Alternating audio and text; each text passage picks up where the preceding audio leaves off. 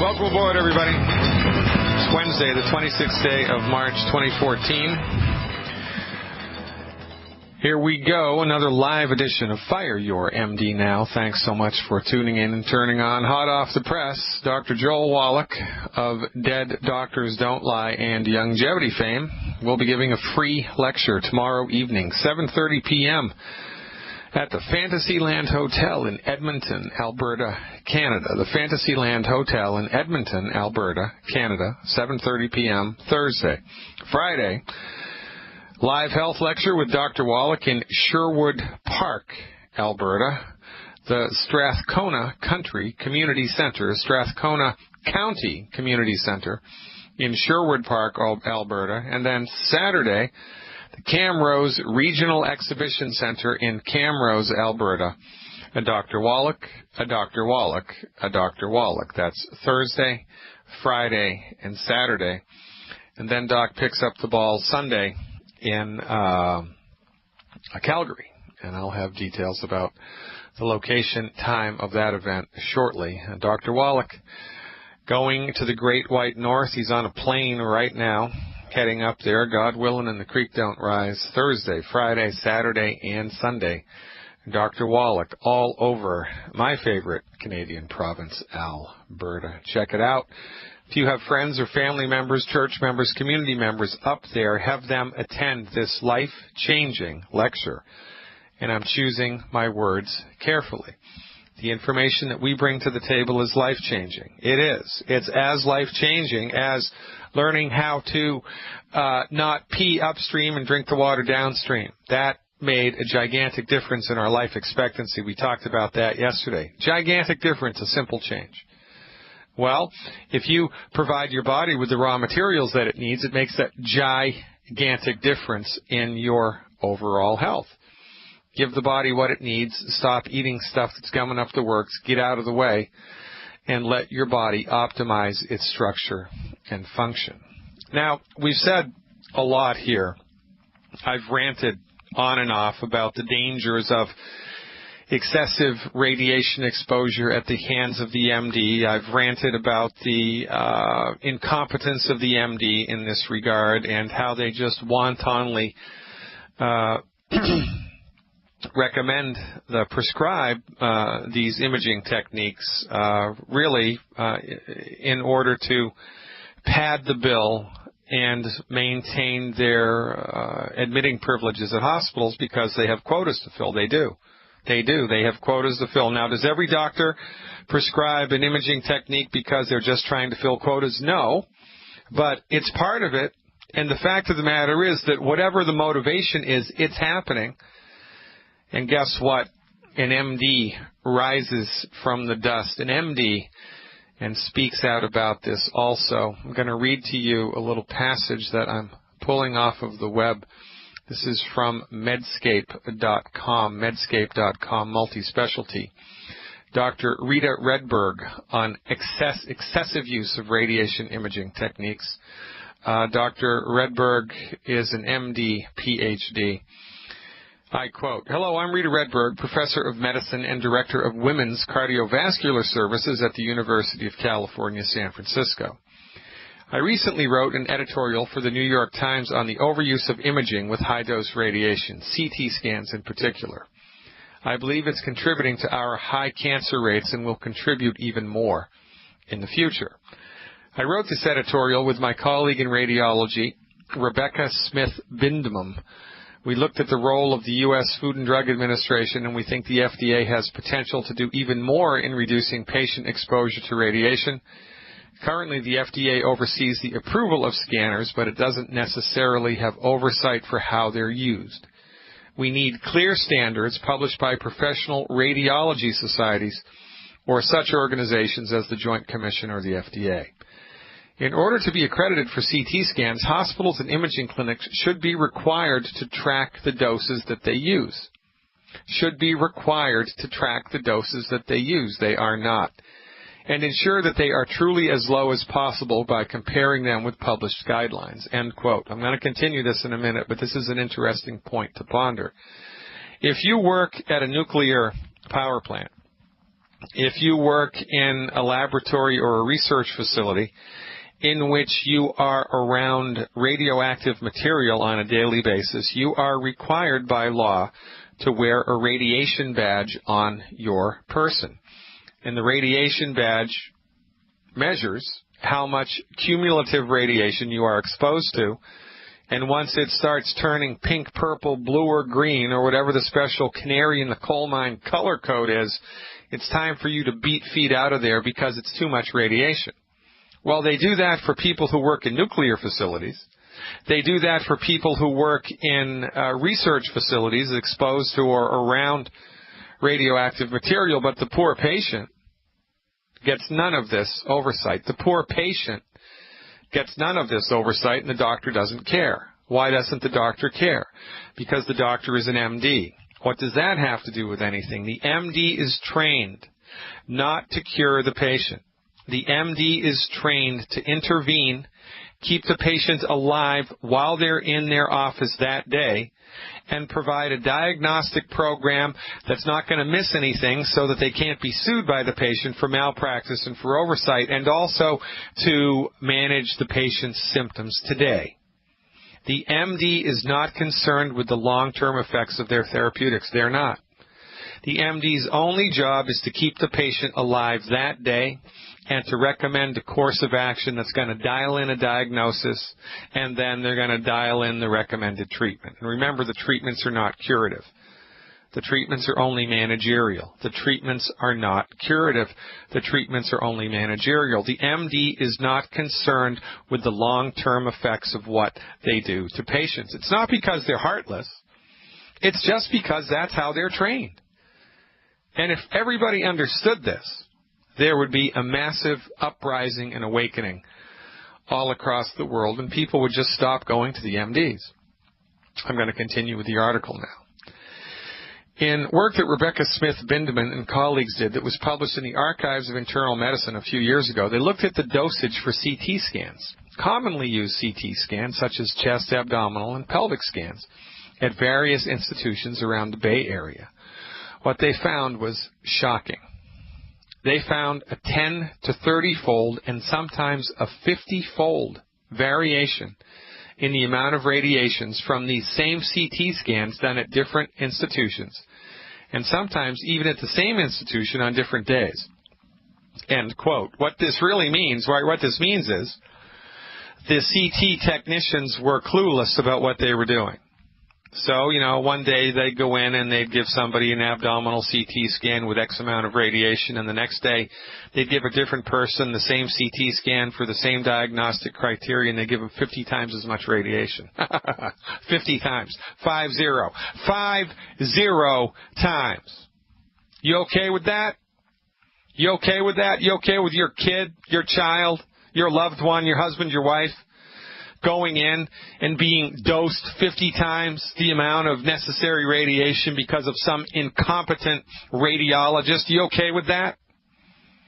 Would you be okay or not okay when, people go into the public market with guns and shoot people up? Well, guns offer immediate death and destruction. Radiation offers delayed death and destruction. I quote again. What this really tells us is that there's a great potential to reduce the radiation dose in commonly used CT scans just by paying more attention to the radiation dose. End quote. What this means is you have to train your people appropriately. They're not trained appropriately because the MDs don't give a crap about the long-term results, not because they're sadists, but because that's the nature of their training. And it's killing us, for goodness sake. I'm going to go back to the article. There are many initiatives underway. The American College of Radiology has the Image Wisely program, which is helping to reduce and use imaging more wisely, and their Pediatrics Image Gently initiative. Now let's talk about pediatrics. But still, there's no regulation in the marketplace here that's of any, that produces results. I'm going on with the article here, Younger Patients and Cumulative Exposure. I quote, in pediatrics, it's especially important to think carefully about the use of imaging tests. We have more and more CT scanners. We have really good imaging, and we have gotten used to using imaging when we're evaluating patients. But the risks of radiation are greatest in younger people. And recent data suggests that our use of CT scans, in particular in people aged 20 to 35 years old, and even in the pediatric group, has increased significantly. Certainly there will be cases where a CT scan is necessary, but we have to really think carefully about the risks and benefits, because there is a much higher lifetime risk for cancer when we use CT scans in younger people. In addition, we have to assess whether we have a truly informed consent process with the parents of pediatric patients, which you do not. In the same issue of Archives of Internal Medicine as the article that I previously mentioned on reduced imaging exposure, there was an article by Amy Bennington de Gonzalez and colleagues from the National Cancer Institute estimating cancer risks from CT scans. You got your seatbelt on? You got a heavy weight on the top of your head? Because your head's about to explode and pop right off your shoulders. Their base year at that time was 2007. That's 7 years ago. And they estimated then that there would be 30,000 additional cases of cancer from the CT scans in 2007 alone, resulting in 15,000 excess deaths. After the article was published in Archives of Internal Medicine, we got a lot of emails. Yeah, I bet you did. End quote. So what's going on here? It's a runaway train. It's a medical monopoly that's out of control and unregulated. And because radiation exposure negative effects happen years or maybe even decades down the road, the Machiavellian MDs wash their hands of it. At least somebody is trumpeting the cause here. But ladies and gentlemen, from their own people, one more reason to fire your MD now. I'm Dr. Peter Glidden. Stick around. 844-374-5433. That's 844-DR-GLIDDEN. 844-DR-GLIDDEN. 844-374-5433. 844-374-5433. That's the number to call to speak to me live in the studio today. Don't forget the website, Fire Your MD Now. All right, here are the dates. Today is Wednesday, the 26th day of March. Tomorrow, Thursday, March 27th. Dr. Wallach at the Fantasyland Hotel, the West Edmonton Mall in Edmonton, 7 o'clock. The meeting starts at 7 o'clock. Registration is at 6:30 p.m. The Fantasyland Hotel in West Edmonton Mall in Edmonton, Alberta. The very next day, Friday, March 28th, Dr. Wallach will be at the Strathcona County and Community Hall. The Strathcona County and Community Hall, 2001 Sherwood Drive, Sherwood Park, Alberta. 7 p.m. Lecture starts 6:30 p.m. Registration time. The following day, Saturday, March 29th, Dr. Wallach, Camrose, Alberta. Camrose, Alberta. The Camrose Regional Exhibition Center. That starts at 2 o'clock in the afternoon. 2 o'clock Saturday afternoon. Dr. Wallach at the Camrose Regional Exposition Center in Camrose, Alberta. Then Sunday. Boy, the beat keeps on going. Thursday, Friday, Saturday, Sunday. The University of Calgary Science Building. The University of Calgary Science Building, room SB, like Samuel Baby, SB 103, SB 103. That's at 834 Campus Place in Calgary. That's at 1:30 in the afternoon. Registration, the lecture starts at 2. So that's 2 p.m. Saturday and 2 p.m. Sunday. Beat keeps on going because right after that, Doc goes over to Hamilton, Ontario. And then on April 1st, he's in Oakville, Ontario. And then on April 2nd, he's in Mississauga, Ontario. And then he rounds it out April 4, 5, and 6 at the Metro Toronto Convention Center. Dr. Wallach, the Energizer Bunny. From now through April 6th, all over Canada. First up in Alberta, and then over into Toronto And, it's a remarkable testament to the 90 for Life program, because Dr. Wallach is a living, walking, talking example of what can happen when a body is properly nutrified. When a body is properly nutrified, it optimizes its structure and function, and you're in your 70s and you're acting like you're in your 50s. You're in your 80s, you're acting like you're in your 60s. You're in your 90s, so forth and so on. I talked about it yesterday. We have the genetic potential to live to be 120, but we're lucky if we get to be 80 in the United States. The last 20 years aren't that pretty, are they? For goodness sake, the last 30 years aren't that pretty. But to go back to the conversation that I started this program with today about the overuse of imaging techniques, why do doctors overuse imaging techniques? And you know that they do, because for goodness sake, you ever been to an emergency room now? You go in with a hangnail, you get a CT scan. Is it necessary? No, it's not necessary. Why do the doctors prescribe it? Because the hospital is a for-profit industry. And they've got the CT scan, they've got to pay for it. The doctor also gets a kickback. The doctor prescribes a CT scan, he gets, a couple of $100 as a kickback. If the doctor prescribes an ultrasound, maybe 20 or $30. That's the deal that they make with the hospital. Nothing wrong with making money, but this is the way that it is. It's a for-profit industry, and when it's a for-profit industry, the patient is going to suffer. Also, doctors are scared toothless about being sued for malpractice. They don't want to miss anything. So, like the fellow said, if you look hard enough, you're going to find something. So, rather than doing an old-fashioned orthopedic exam, they just send the patient down to radiology. Rather than do an abdominal exam and an auscultation and a palpation, they send the patient down to radiology. That's what they do. For goodness sake, the doctor doesn't even need to be there anymore. There's going to be robot doctors in the future, right? It's going to be like an assembly line, like when you get your car washed. You're going to step on a treadmill, you're going to insert your insurance card in your payment, and then you're going to go down the treadmill, they're going to pop you into a chair, they're going to do imaging techniques while you're rolling down the conveyor belt, they're going to stick a needle in your arm, they're going to take, the robot doctor is going to take blood out of your body, they're going to analyze all of this information, they're going to take a urine sample, they're going to analyze all this information, and by the time you get to the end of the treadmill, you're going to punch in a little code, and a vending machine is going to spit out your prescription meds, and that's where we're headed. For goodness sake, ladies and gentlemen, you want to know how to get off of this treadmill? Just say no. Nobody's holding the gun to your head, making you see the MD.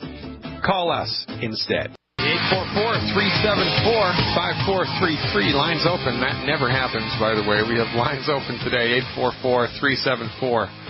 844-374-5433. Let's go to Petersburg, Virginia, and talk to James. Hey, James. Thanks for... hello. Calling, you're live. Yeah, thanks for calling. What's up?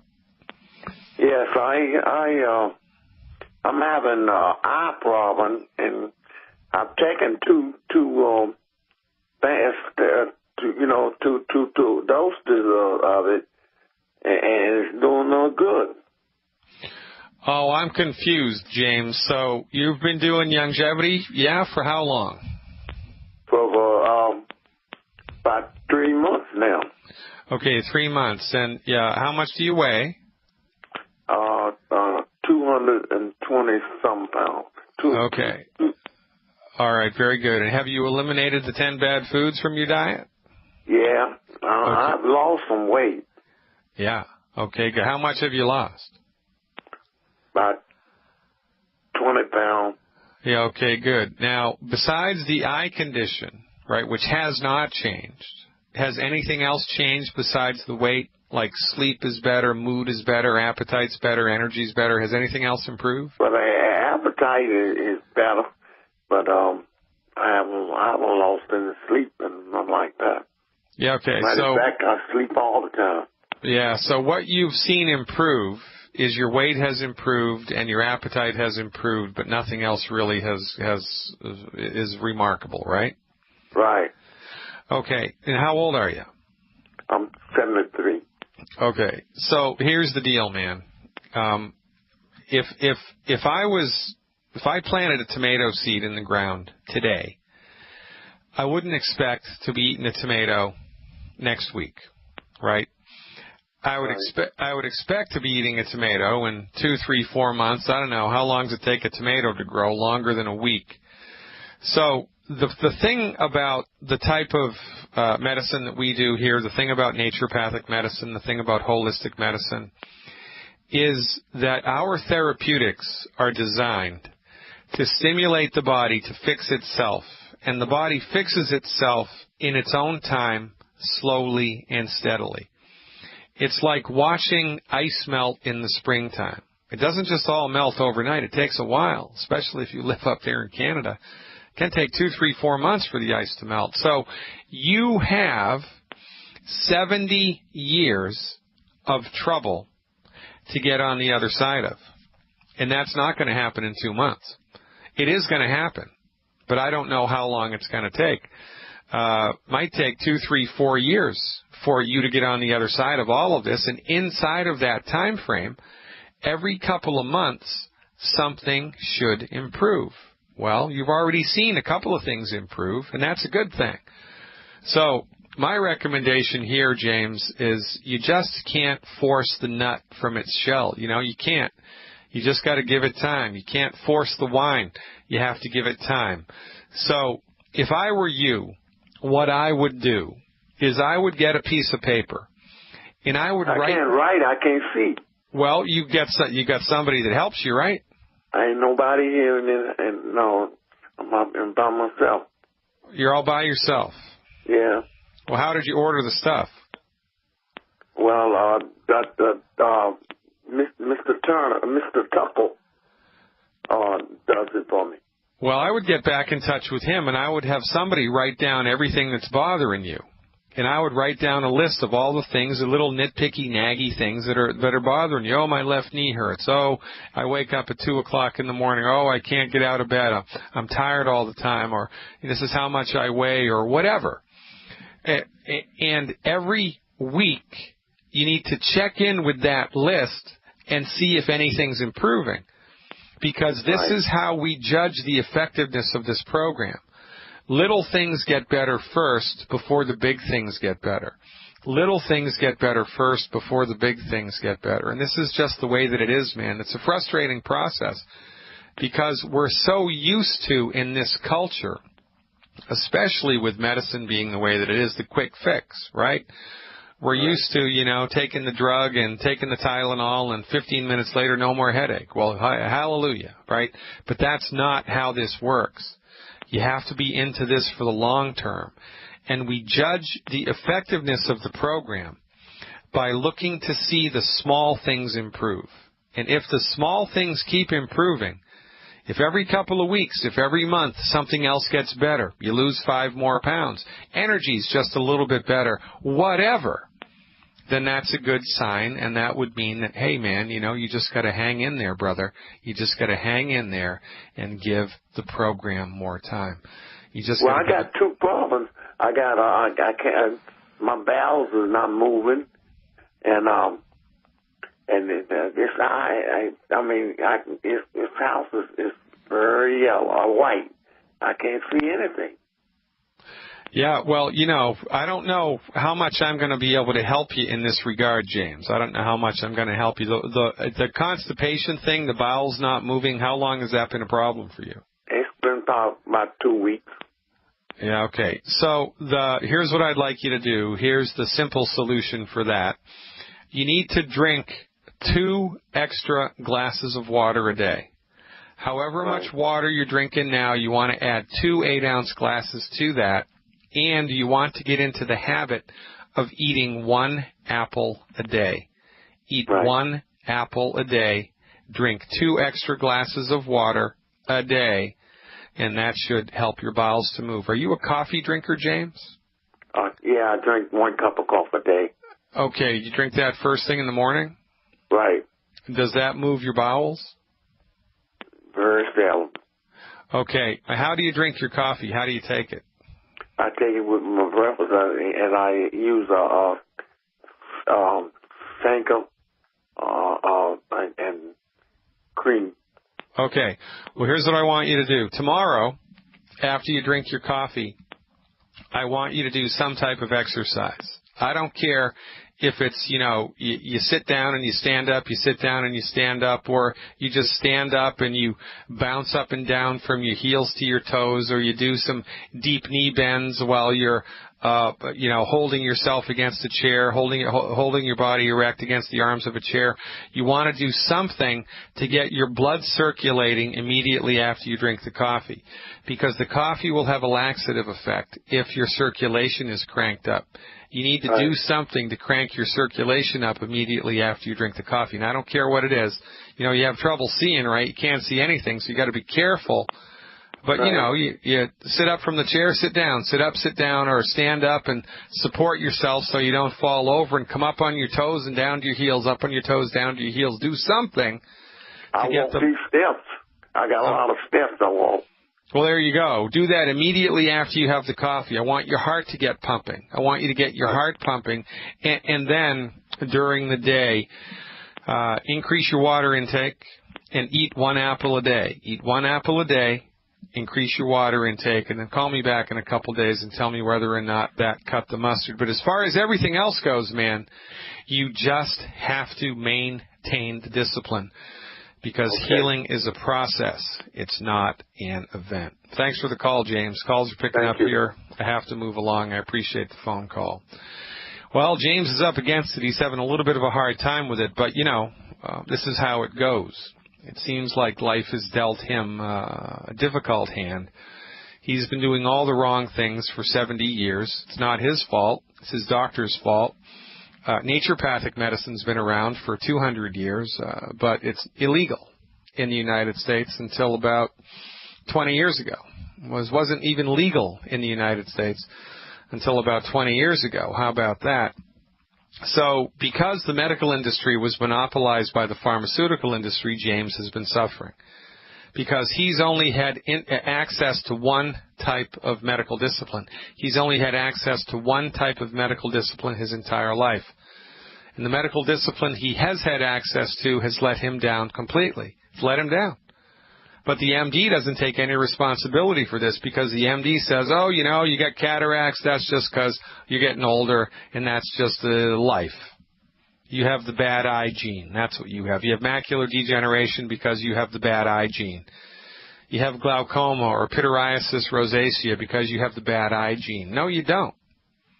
There's no gene that codes for these things. These things happen because of long-term facultative breakdowns in the nutritional status of your body. It is no different than your automobile. For goodness sake, if you have a slow oil leak in your oil pan, pinhole leak, and every time you step on the gas, you squirt out a little oil and you're leaking oil, it's only a matter of time until the engine seizes. There ain't nothing wrong with the engine. You ran out of oil. Well, there's nothing wrong with James's body. He ran out of nutrition. And, regretfully, ironically, he listened to Betty Crocker. He listened to Colonel Sanders. He listened to Louisiana Fast. He listened to Dunkin' Donuts tell him what to eat. And suffered because of it. My people are destroyed for lack of knowledge. Utah's up next with Sue Ann. I think she has a question about allergies. Hey, Sue Ann, thanks for the call. You are live. Hi, I have seasonal allergies, and I was wondering why your digestive tract, for the immunity, why you should take that. Wow, that's an interesting question. Doesn't seem to make sense at first, does it? No. Those two things seem completely disconnected. It's like, really, what's my big toe got to do with it, right? It doesn't seem like it makes sense at all. I appreciate the question, Sue Ann. I appreciate your honesty and your curiosity. Well, let me tell you how it goes, right? When you eat something, the digestive process is like this. Your teeth chew the food up and break it down into a smaller size, and then the food that's been broken down into a smaller size mixes with the saliva in your mouth, which starts to break the food down chemically. Then you swallow that stuff. It goes into your stomach. Your stomach is basically a great big bag of acid, and if your body has the appropriate nutrition present, your stomach acid will be strong. And when your stomach acid is strong, it chemically digests the food. It turns the solids that you've just swallowed into a liquid. I don't know if in high school they ever showed you what acid does to things, But if you pour acid on something, it eats it right up, and all of a sudden it's gone. It's not there anymore. The acid dissolves it. Well, the acid in your stomach dissolves the solid food that you just chewed up into a liquid. All right, now you've got this liquid slurry in your stomach. A little valve at the end of the stomach opens up, and that liquid solution passes into your small intestine. You've got between 9 and 12 feet of small intestine in your body. And if you cut the small intestine in half and look at it, it looks like a plush carpet inside a hose. It looks like a plush carpet inside a hose. The little fingers of the plush carpet are a type of a tissue called a villi. And it's the villi's job to absorb the stuff that's now in a liquid form into the bloodstream. Stuff that you eat and drink goes from the outside of the body to the inside of the body through the tissue in the small intestine. It's interesting. When food is inside the small intestinal tract, inside the stomach, it's outside the body. Food doesn't get inside the body until it absorbs through the walls of the intestinal tract and gets into the bloodstream. This is a very important point to ponder because there's an intimate relationship between your intestinal tract and your immune system, which we'll talk about on the other side of the break. Stick around, folks. This is Fire Your MD Now. And we're back, ladies and gentlemen. Dr. Peter Glidden, your steadfast advocate for health. Today is Wednesday, March 26th, 2014. Now, Sue Ann from Utah was calling with a question about seasonal allergies, and I'm going to have to put her on hold because our old friend Kate from yesterday is back, and I told her I would take her first. So, Kate, thanks for calling. You are live. Kate, okay, are you with me? Kate, yes. Oh, I'm first. Oh, okay. I told you would be. I try to keep my word here. I called late. I spaced the time and called you late.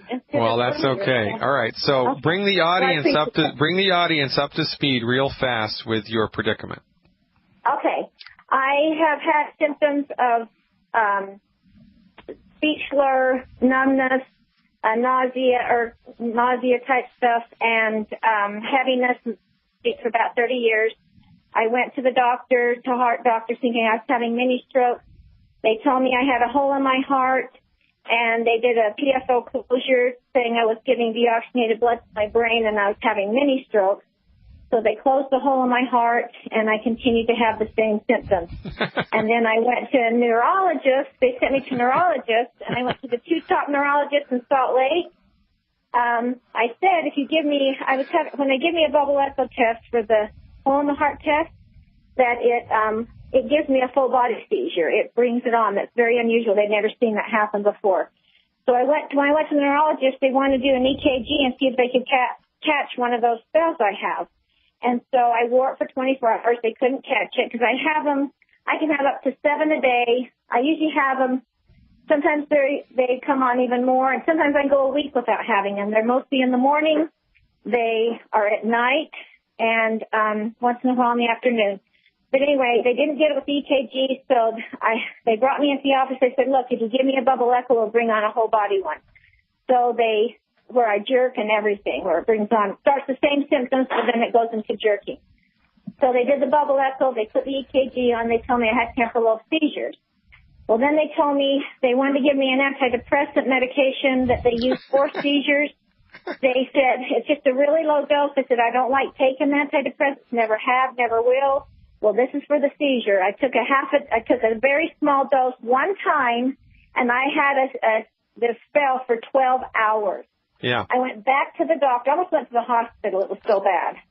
I went back to the doctor. She said she didn't believe me. So she dismissed me and sent me to another neurologist. And she said that we might not ever, she didn't know how to answer it. She could tell. I actually had a video of my symptoms. My daughter, who's a nurse, took a video of me having one of these spells. So I was able to take that to the doctor, show them I did have neurological, that it was something that's causing this. And they said, yes, we can see you're having this problem, but we might not ever be able to tell you what it is. So that was the end of doctors for me. I never went back, and I have been dealing with them. I've been trying to figure it out myself. I feel like maybe it's a vessel in my head that collapses or something, and when I don't have enough blood flow or I have low blood pressure or something, it cuts off the circulation. It's in the same spot because it's the same symptoms over and over and over again. And I don't know if it has something to do with that. Like if I eat a big meal in the morning, it seems to come on more often, and the blood's going down and digest, I don't know if it has something to do with that. Well, look, it's not your job to figure it out. It's the doctor's job. That's what you pay medical insurance premiums for. Exactly. But they haven't been able to figure it out, and the therapeutics that they've given have actually hurt you. I mean, didn't they give you a drug that hurt your heart? Yeah. Well, that hurt my heart, you mean the antidepressant? Yeah, well, didn't they give you another drug that caused some type of problem somewhere, or am I thinking about somebody else? Well, it's the bubble echo that they did the testing on me to check to see if I had a hole in the heart, and that's what brought on the full body seizure. Yeah, it's interesting, right? Yeah. So, in any event, you've been let down after giving, a lot of money every month for your entire life for medical insurance premiums, hoping against hope that, heaven forbid, if anything does go wrong with your body, you can go to the MD, they'll fix it for you, and it's not going to put you in the poorhouse. Well, as it turns out, that was the wrong bet. If I were you, I'd call my medical insurance company up and bitch, and I would say, look, I want a complete and total refund. I want you to pay me treble damages, because you've given me access to a system of medicine that you told me would help me, and it didn't help me. And I want a congressional investigation. I want a refund. I'm not happy. I want my money back. You stick with me, Kate. I'm going to dial this in for you when we come back at 6 after the hour. Ladies and gentlemen, today is March 26, 2014. I'm Dr. Peter Glidden. And stick around, Sue Ann from Utah. I'm going to tell you why the immune system is related to your digestive tract.